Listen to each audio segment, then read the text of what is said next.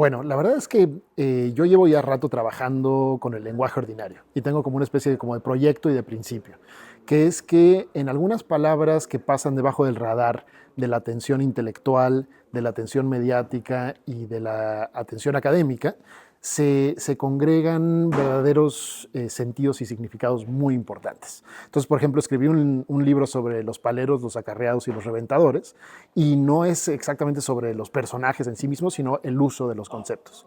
Y en este caso fue lo mismo. A mí no me interesaba el concepto de frivolidad, nunca ha sido uno que me interese particularmente, me parecía un poco frívolo, de hecho, pero empecé a encontrar en las redes sociales, en los discursos de los políticos, además de políticos abismalmente diferentes como López Obrador y Abascal, el líder de Vox de ultraderecha en España, mujeres feministas, eh, eh, gente realmente distinta hablando en sus discursos, en sus redes, en sus comunicados sobre la frivolidad. Entonces noté que había algo ahí y fue de esta intuición de que dentro de esta palabra se escondían verdaderas contradicciones, luchas actuales que dije, vale la pena perseguir esto, y de ahí surgió el proyecto. Puede serlo, puede serlo. Realmente lo que me parece interesantísimo de las, yo les llamo corrientes de la frivolidad o gramáticas de la frivolidad en el libro, es las cosas tan distintas que los agentes hacen con ella. Porque por supuesto hay algunos señores conservadores que esgrimen la palabra frivolidad para quitarse de encima a la cultura masificada, a las masas que no tienen ningún tipo de validez, pero por otra parte, hay algunos y algunas que usan la frivolidad como una forma de resistencia. Hay al menos dos corrientes en el libro en los que la frivolidad no es usada para desprestigiar a los otros, sino más bien para resistir. Como una forma de ironía, por ejemplo, de ironía crítica. Hay una de las gramáticas que se llama la gramática queer, en la que un personaje, un actor, escritor venezolano-español, dice, el más frívolo de todos soy yo.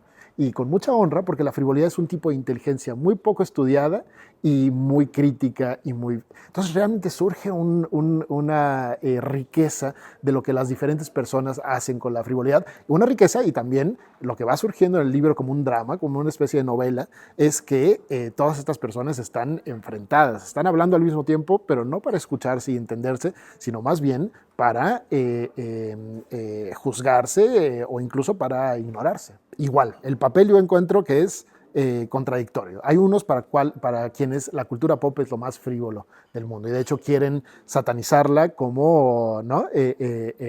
La decadencia de nuestro tiempo. De hecho, Vargas Llosa, una de las fuentes que encontré es que Vargas Llosa tiene un libro sobre la frivolidad y dice que la frivolidad es la decadencia de nuestro tiempo. Por supuesto, ¿en qué forma aparece? En la forma masificada, en la que la gente ve talk shows y ve reality shows en lugar de leer a Flaubert y a Balzac, ¿no? Pero por otra parte, hay quienes rescatan la frivolidad de la cultura popular y encuentran que en la cultura popular, incluso en su ligereza, incluso en su falta de perdurar siglos, hay cosas muy, muy, muy valiosas. Entonces, en el libro, de nuevo, lo que aparece son las versiones tan distintas y uno empieza también a notar que uno está en esas versiones habitándolas. Uno a veces está más cerca de Vargas Llosa, aunque no quiera, y a veces está más cerca de la resistencia. Entonces nos hacemos más autocríticos y más conscientes de que cuando hablamos no somos solo nosotros aislados, sino que un poco respaldamos significados que otras y otros también están impulsando. Es una muy buena pregunta.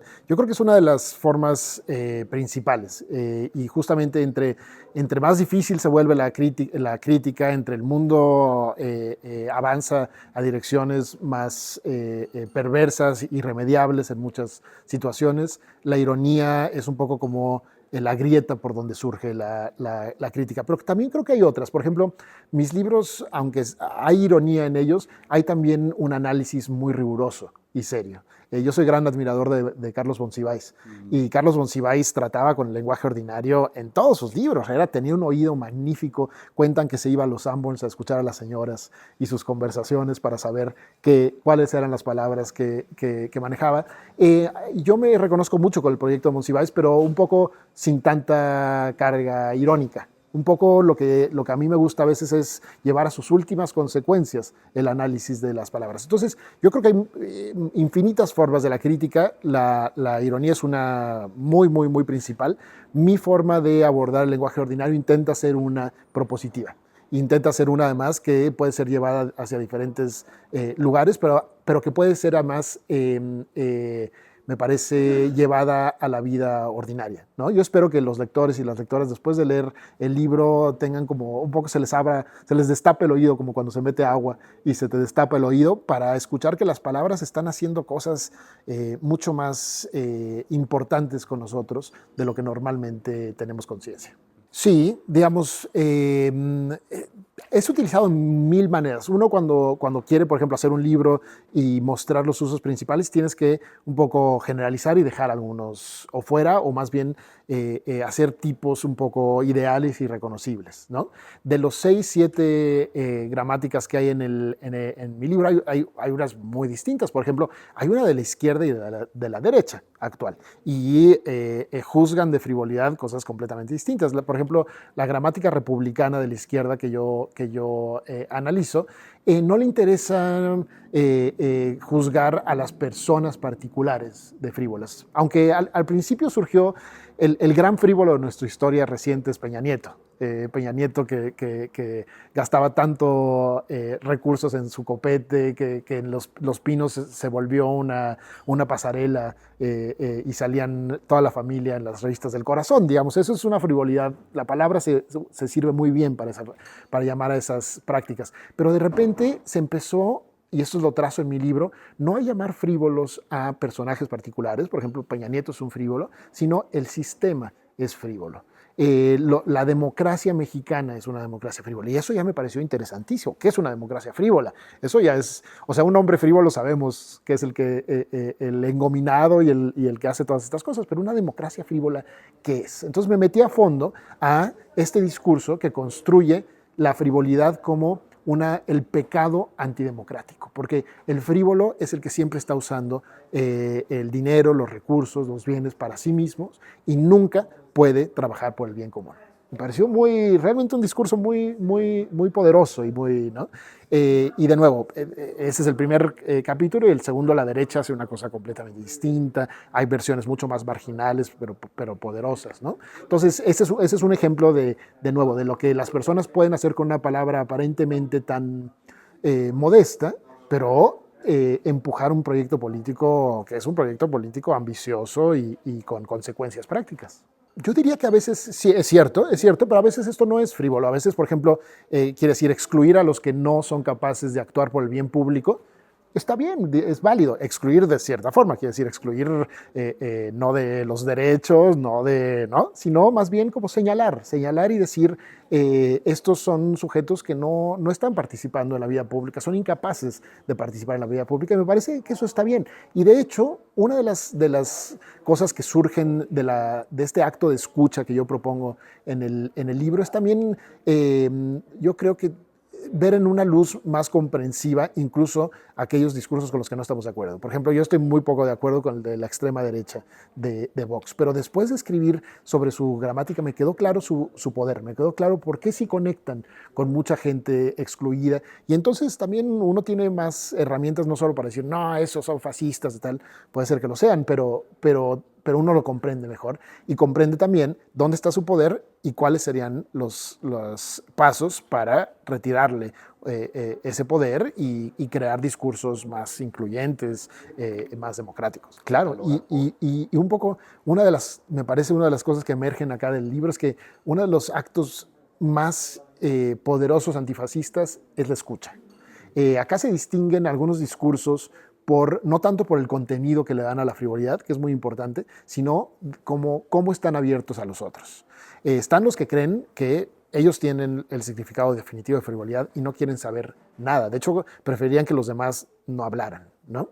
Y están quienes saben que hay una lucha por los significados, y entonces me parece que esta es una posición mucho más abierta, mucho más democrática, pero sobre todo mucho más entregada a la escucha. Hay una cita en el libro de Italo Calvino, el gran escritor italiano, que dice que la cerrazón a escuchar a los otros es una especie como de voluntad de muerte.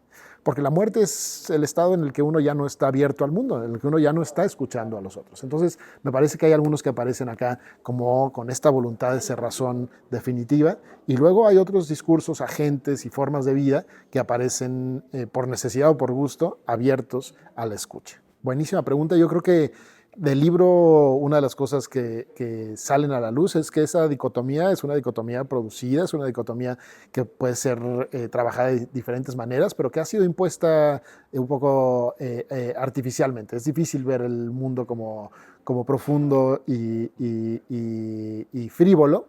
Y necesitamos conceptos y formas de ver mucho más matizadas y mucho más ricas. Y por supuesto, esta dicotomía le conviene mejor a un grupo de personas. Y eso, ¿no? También acá, con esta atención crítica y este nuevo oído, es lo que podemos ver desde el libro. ¿A quién le convienen estas dicotomías de categorías y de conceptos tan antiguas y tan extendidas? Digamos, es interesante porque los conservadores que aparecen en el libro realmente parece que les hierve la sangre cuando encuentran estos productos, como tú llamas, efímeros, ¿no?